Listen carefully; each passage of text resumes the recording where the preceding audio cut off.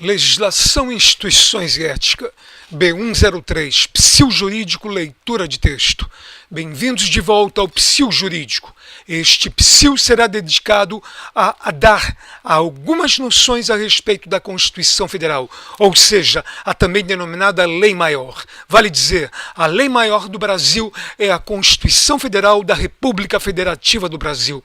As siglas que representam a Constituição Federal são CF/88, CF ou simplesmente CR.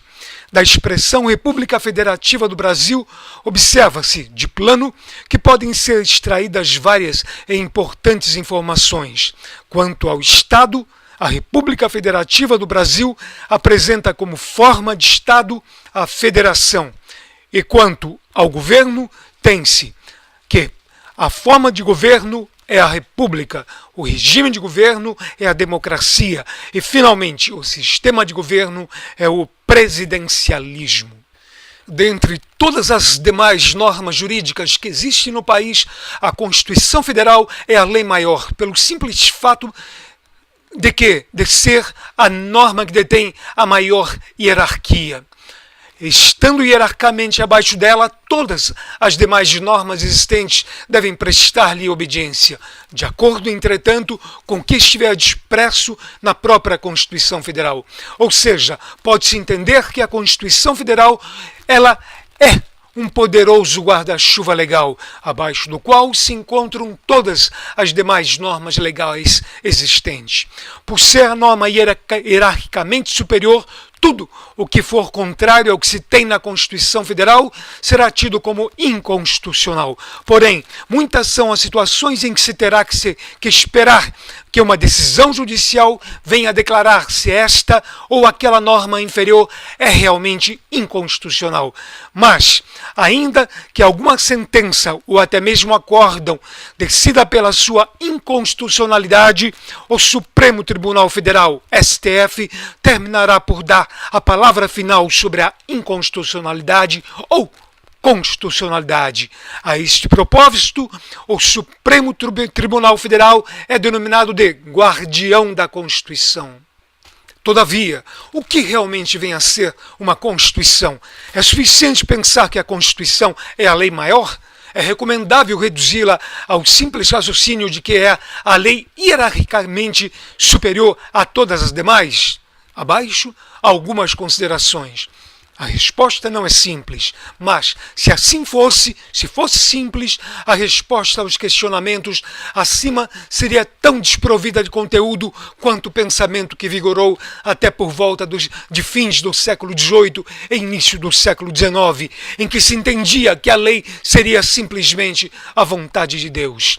Após os anos iniciais do século XIX, com o iluminismo, a razão, e não mais a vontade de Deus, passou a explicar a vontade da lei. De plano, tenha-se que a Constituição vem do verbo constituir. Tome-se a analogia de como é constituída uma cadeira. Por exemplo, em linhas gerais, uma cadeira é constituída de madeira, plástico e metal. Mas seria apenas isso? Mais uma vez, a resposta não é tão simples, uma vez que não seria suficiente ter a madeira, o plástico e o metal para se poder realmente fazer, ou seja, constituir uma cadeira. De uma certa forma, mesmo com esses materiais, não se poderia ter a garantia de se fazer uma cadeira, podendo serem feitos, inclusive, outros objetos. Assim, qual seria a resposta correta?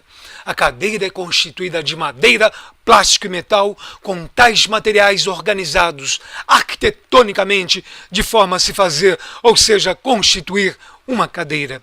Com base nesse simples raciocínio acerca da constituição, formação de uma cadeira, é possível começar a pensar em como seria a constituição de um Estado. Porém, em primeiro lugar, haveria obrigatoriamente uma pergunta a ser feita. O que é um Estado? Estado é um povo em um território. Apenas isso? Resposta: não. Estado é um povo em um território organizado política e administrativamente. O Estado brasileiro, o Brasil, é constituído por um povo, brasileiros natos e naturalizados, dentro de um território, limites geográficos do Brasil. De maneira mais completa, os brasileiros, povo, vivendo no território brasileiro, são organizados política e administrativamente de acordo com a forma expressa em um documento, a Constituição Federal de 1988. Portanto, a organização política e administrativa por escrito em um documento é a Constituição de qualquer país, Estado. Ou seja, a compreensão sobre a Constituição de qualquer Estado vai para muito além do pensamento comum de ser sua lei maior.